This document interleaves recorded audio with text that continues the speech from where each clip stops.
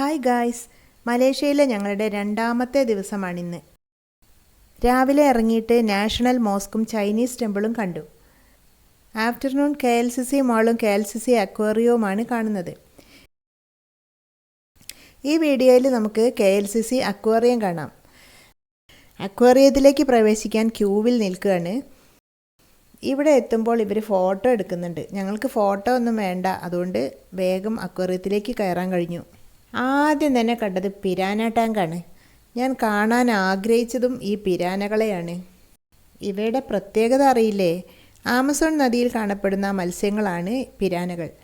ഈ ടാങ്കിൽ വീണാൽ ഒരു മനുഷ്യൻ്റെ അവസ്ഥ ഇങ്ങനെയായിരിക്കും.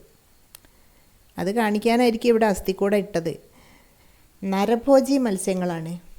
ഒരു തുള്ളി രക്തം വെള്ളത്തിൽ കലർന്നാൽ മതി, വളരെ ദൂരെയുള്ള മത്സ്യങ്ങൾക്ക് പോലും അതറിയാൻ കഴിയും. അവ കൂട്ടത്തോടെ ഓടി വന്ന് മാംസം കൊത്തി വലിക്കാൻ തുടങ്ങും. നിമിഷങ്ങൾക്കകം മനുഷ്യൻ അസ്ഥിക്കൂടം മാത്രമാകും.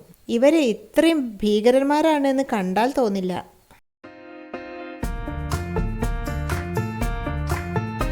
ഇത് കടലിൽ കാണുന്ന ഒരു തരം ഞണ്ടാണ്. ഇനിയും ഈ അക്വേറിയത്തിലെ ഒരുപാട് പ്രത്യേകതകളുണ്ട്. ഈ ചെറിയ ചെറിയ പോണ്ടിൽ കാണുന്ന ജീവികളെയൊക്കെ തൊടാൻ പറ്റുമെന്നാണ് പറയുന്നത്. ആരും തൊടുന്നതൊന്നും കണ്ടില്ല. മത്സ്യങ്ങൾ മാത്രമല്ല കേട്ടോ കാണാനുള്ളത്. ഇവിടെ ഇതാ മീർക്കാറ്റ് ഓടിക്കളിക്കുന്നു. പേരിലെ കാറ്റ് ഉണ്ടെങ്കിലും ആള് കീരീട വർഗത്തിൽപ്പെട്ടതാണ്. ഇതാ ഓടി വരുന്നു ഒരെണ്ണം. എത്ര ക്യൂട്ടാണ്.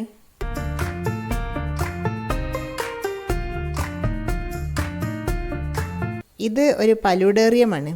പരിസ്ഥിതി അതേപോലെ പകർത്തിയതാണ് ടെറേറിയം. അക്വേറിയവും ടെറേറിയവും ചേർന്നാൽ പലൂഡേറിയമായി. ഇവിടെയാണെങ്കിൽ ഒരു ഫോറസ്റ്റിൻ്റെ പ്രതീതി സൃഷ്ടിക്കാൻ ശ്രമിച്ചിട്ടുണ്ട്.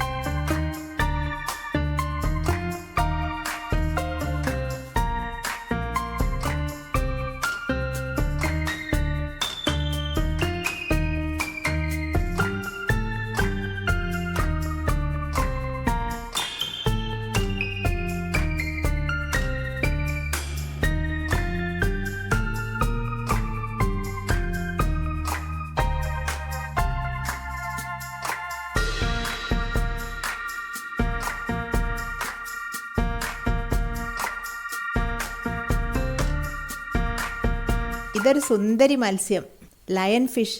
സുന്ദരിയാണെങ്കിലും ചിറകിൽ നിറച്ച് വിഷമാണ് കേട്ടോ.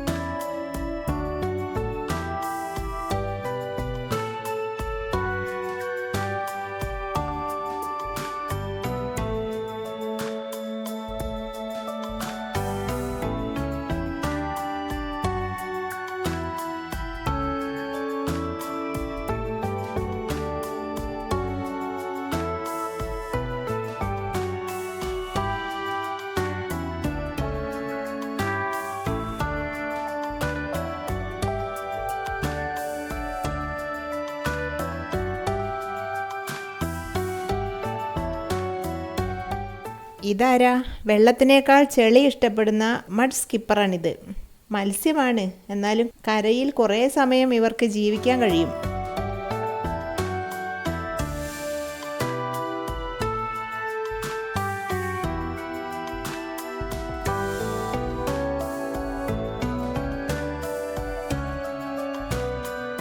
ഈ ഭാഗങ്ങളൊക്കെ കണ്ടു കഴിഞ്ഞാൽ അണ്ടർ വാട്ടർ ടണൽ അക്വേറിയമാണ് ഇനി കാണാനുള്ളത്.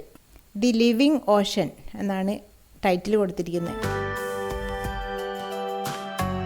കടലിനടിയിൽ ടണലിലൂടെ പോകുന്ന ഒരു ഫീല് ഇതിലൂടെ പോകുമ്പോൾ കിട്ടുന്നുണ്ട്. 90 മീറ്റർ നീളമുണ്ട് ഈ ടണലിന്. ഇതിൽ നമുക്ക് നടന്നും പോവാം. ഒരു ബെൽറ്റും ഉണ്ട് ഒരു സൈഡിൽ. അവിടെ നിന്നാൽ താനെ മുന്നോട്ട് പോയിക്കോളും. വളരെ സാവധാനമാണ് പോകുന്നത്. തലയ്ക്ക് മുകളിലൂടെ സ്രാവും തെരണ്ടിയും ഒക്കെ അങ്ങനെ പോകുന്നുണ്ട്.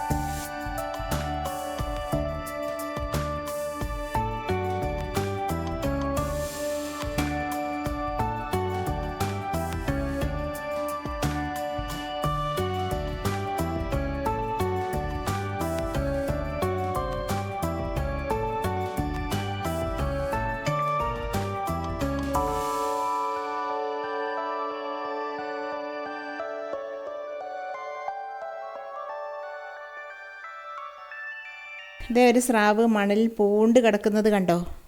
ആകെ മണൽ വാരി ഇട്ടിട്ടുണ്ട്. മത്സ്യങ്ങളെ കാണാൻ ഇഷ്ടമുള്ളവരാണെങ്കിൽ ഇവിടെ തീർച്ചയായിട്ടും നിങ്ങൾക്ക് വരാം. നമ്മൾ എത്ര വേഗത്തിൽ കണ്ടു തീർത്താലും 1 മണിക്കൂറെങ്കിലും ചുരുങ്ങിയത് വേണം. ഉള്ളിൽ കയറിയാൽ പിന്നെ പുറത്തേക്ക് ഇറങ്ങാൻ. ഇത്രയൊക്കെയാണ് അക്വേറിയത്തിലെ കാഴ്ചകൾ. അടുത്ത വീഡിയോയിൽ കാണാം. ബൈ.